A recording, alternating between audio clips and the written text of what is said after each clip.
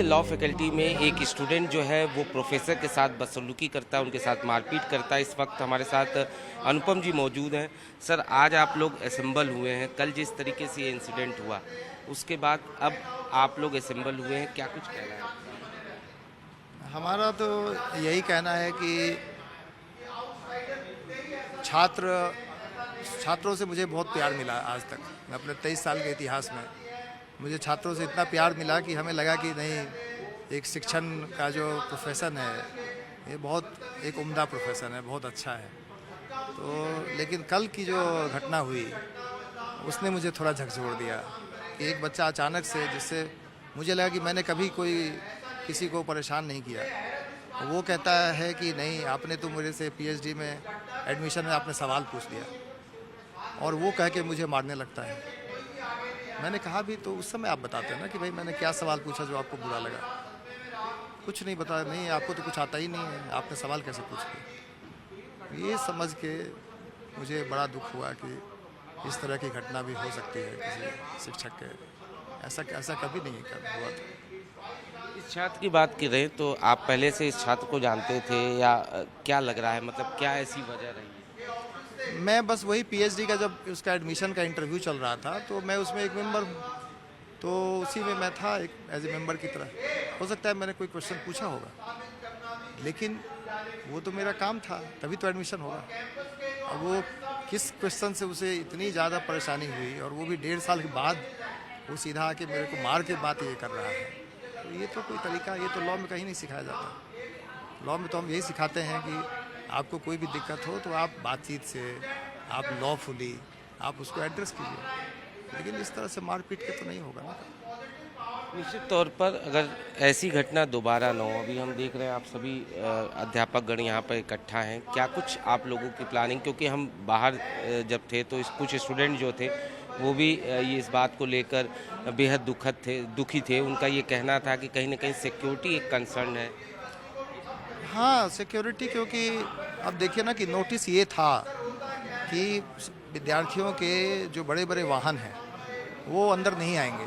छोटे 2 पहिए वाहन आ सकते हैं, बड़े वाहन नहीं आएंगे। लेकिन कल उस विद्यार्थी ने, बाद में हमें पता चला कि उस विद्यार्थी ने अपने वाहन को भी लाया और उसके बाद इस तरह की घटना को अंजाम दिया। तो ये दोनों चीज़ें एक तरह से इस प्रश्न को तो उठाती हैं कि शिक्षकों की सुरक्षा, विद्यार्थियों की सुरक्षा। आज देखिए विद्यार्थी भी हमारे साथ जुड़े हुए हैं, वो सब लोग वहाँ पे हमारे साथ बैठे हुए हैं, कहते नहीं सुरक्षा की बात है। आज हमारे साथ शिक्षक बैठे हुए हैं, उनको लग रहा है कि कुछ सुरक्षा की बात है। तो ये तो होना चाहिए कि शिक्षकों की सुरक्षा, विद्यार्थियों की सुरक्षा। कल मान लीजिए कोई बाहर से ही आके कुछ करे, तो वो तो होना चाहिए इस तरह का। तो अभी आप लोगों की क्या प्लानिंग है, क्या मांग है?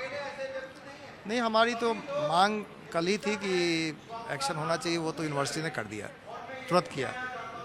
अब जो और भी चीज़ें हैं जो शिक्षकों के लिए इमीडिएटली कि भाई सिक्योरिटी की बात है, तो वो उस पर बात हो रही है, तो उस पर भी ठोस कदम उठाए जाएंगे, मुझे पूरी आशा है।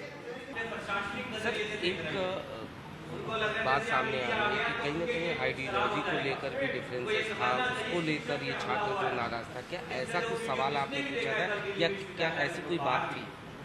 मुझे तो नहीं याद है, क्योंकि हर इंटरव्यू में करीब 500 विद्यार्थी अपीयर होता है, और वो 1.5 साल पुरानी, उसके बाद भी इंटरव्यू हुए थे, उसमें मैं था, उसके बाद भी था। तो अब आइडियोलॉजी की क्या, इसमें तो पीएचडी में तो ऐसा कोई आइडियोलॉजी की बात होती नहीं है। लेकिन अब उसे, वो भी अगर बात, तो उसी से मैं कहना था ना। अब मुझे इस बात की आश्चर्यचकित हूँ मैं इस बात से कि 1.5 साल के बाद ये बात उसके दिमाग में कहाँ से पनपी कि आप 1.5 साल के बाद इस बात को उठा रहे हैं। तो कुछ ना कुछ इसमें मुझे लगता है कि कोई और भी कारण हो सकता है। नहीं तो अगर, क्योंकि लॉ का बच्चा इस तरह से नहीं कभी करता है कि आप किसी भी बात को, जिससे आप आहत हैं, उस बात को या तो तुरंत निकालता है या मेरे से बताता है। मेरे को मान लीजिए मेरे पे विश्वास नहीं था, किसी और टीचर को बताता, उस पर नहीं विश्वास था, हेड को बताता, डीन को बताता, किसी और को बताता, मेल लिखता, नहीं कुछ मेल लिख देता, व्हाट्सएप लिख देता, कुछ नहीं किया। और 1.5 साल के बाद अचानक से कहता है कि पता नहीं, जैसे आप लोगों को पता चला है कि आइडियोलॉजिकल क्या क्वेश्चन थे, हमें तो कुछ पता नहीं। क्या आप लोगों ने कोई शिकायत पुलिस में दी अभी तक या कोई कंप्लेंट? हाँ, वो तो कल ही मैंने, क्योंकि हमारे को तो मैं गिर गया, मुझे इंजरी हुई, मेरे हाथ में बहुत चोट लगी, मेरे माथा पे मारा, तो मैं तो पुलिस में कह दिया, मैंने पुलिस में कंप्लेन करा दी। पुलिस ने एफआईआर दर्ज कर लिया? शायद, मुझे नहीं पता इसका, मैं तो मीडिया में ही देख रहा हूँ कि मीडिया रिपोर्ट्स है कि शायद एफआईआर दर्ज हो चुका है, लेकिन मुझे अभी तक उसकी कॉपी नहीं मिली।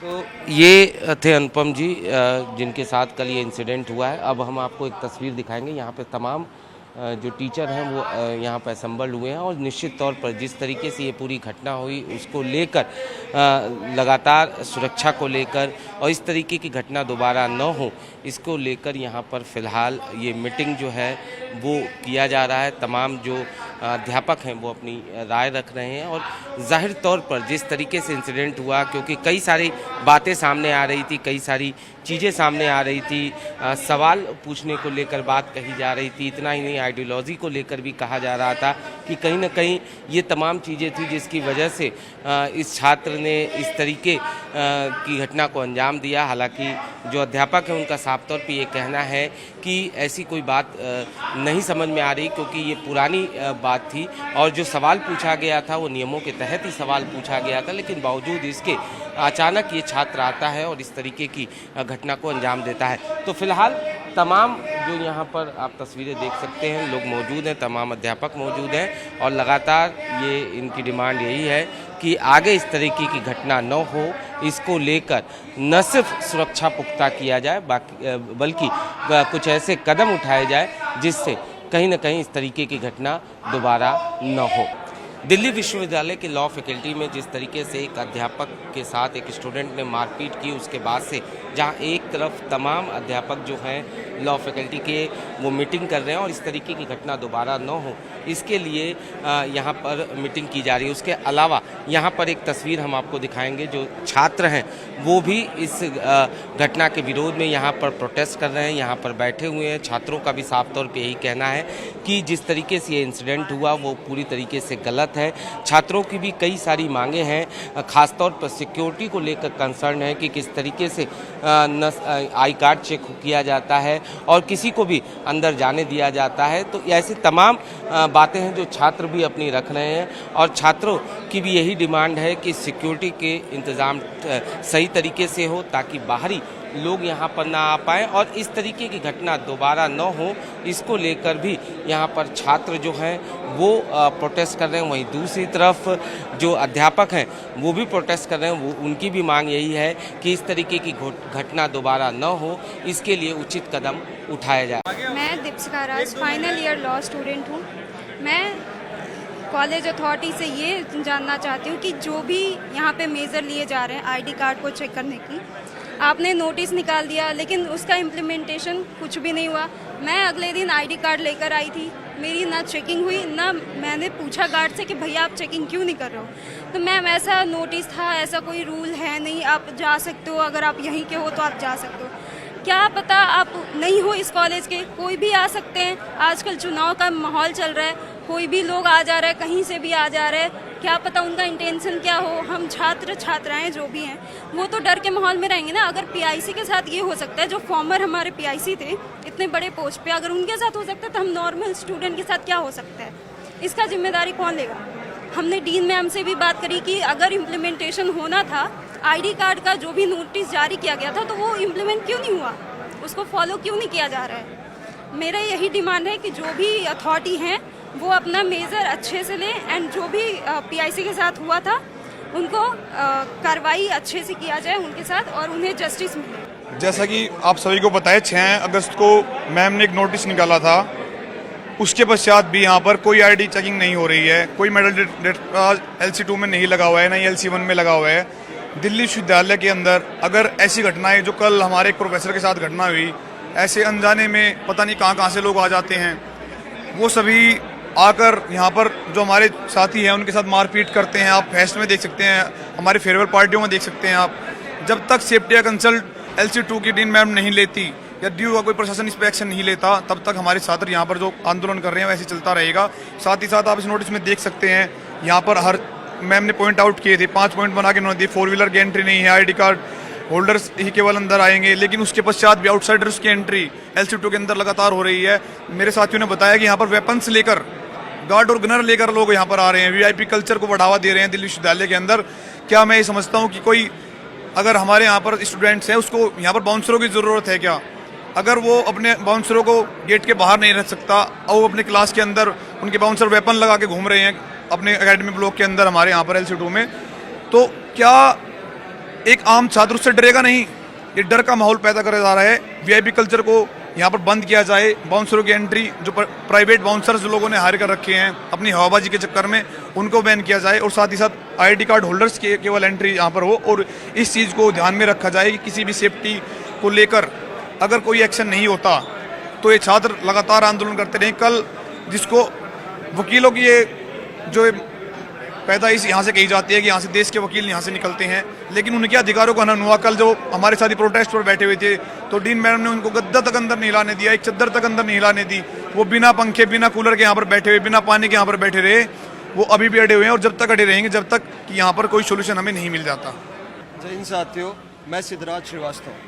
आज का जो हमारी जो बैठक हुई थी, हमारी जो हमने धरना रखा था, इसका हमारा सीधा सा यही मतलब है कि हम जो हमारे एक्स PIC सर जो हैं अनुपम झा सर, जिनको 17 अगस्त को 10:30 बजे सुबह के आसपास उनके साथ जो शर्मनाक हादसा हुआ, तो वो हम उसकी बिल्कुल उसका खंडन करते हैं। सबसे बड़ी अनफॉर्चुनेट बात यह है कि वो जो करने वाला था वो भी एक स्टूडेंट था, चाहे PhD का हो चाहे किसी का हो, था तो एक स्टूडेंट ही। तो हम स्टूडेंट उस स्टूडेंट के बिल्कुल खिलाफ हैं। हम ऐसी कोई भी असोल्ट को हम बिल्कुल भी साथ नहीं देंगे, बढ़ावा नहीं देंगे। दूसरी बात सबसे बड़ी बात यह है कि अभी डूटा से ही जो आए थे सर के साथ जो आए हैं, उन्होंने खुद ये कहा है कि ये इस साल भी हुआ है, पिछले साल भी किसी टीचर को हाथ उठाया गया था उन पे, और उससे पहले भी हुआ था। मैं तो बस डूटा से सिंपल सवाल ये करना चाहता हूँ कि डूटा किस चीज़ का इंतजार कर रहा है? अगर उन्हें पता है कि हर साल ऐसा हो रहा है तो सिक्योरिटी क्यों नहीं बढ़ाई जा रही? किसी की हत्या होने का इंतजार कर रहा है क्या डूटा? पिछले 1 साल से मैं यहाँ आ रहा हूँ, एक बार भी मेरा ID कार्ड चेक नहीं करा गया।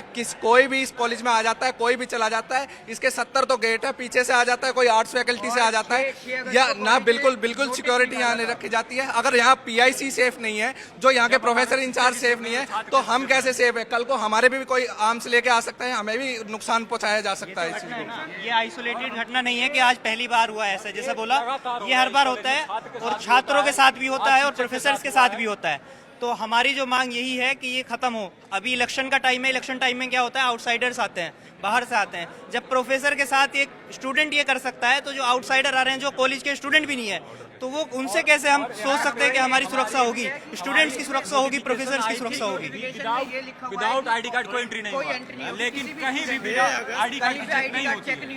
कोई भी विश्वविद्यालय के भीतर घुस सकता है, कुछ भी करके चला जा सकता है, किसी को कोई जिम्मेदारी लेने के लिए तैयार नहीं है। 6 अगस्त 2026 को डीन मैम एक ऑर्डर पारित करती है जिसमें कहती है कि बिना ID कार्ड के किसी भी स्टूडेंट की एंट्री नहीं होगी। एक भी ID कार्ड वहाँ चेकिंग नहीं हो रहा है। अगर डीन मैम के ऑर्डर की यही वैल्यू है तो इसको फाड़ कर फेंक देना चाहिए रद्दी में। अगर डीन मैम की दूसरी बात सर, एक सेकंड रुको यार, दूसरी बात सर, कल रात से हम 4 लोग यहाँ बैठे हुए हैं। हमने प्रोक्टर महोदय से कहा कि सर गद्दा लाने दीजिए, गद्दा लाने नहीं दिया गया। उन्होंने कहा कि मरना है मर जाओ, जैसी हालत है वैसी हालत में पड़े रहो। ये राइट टू लाइफ है सर, लॉ सेंटर में।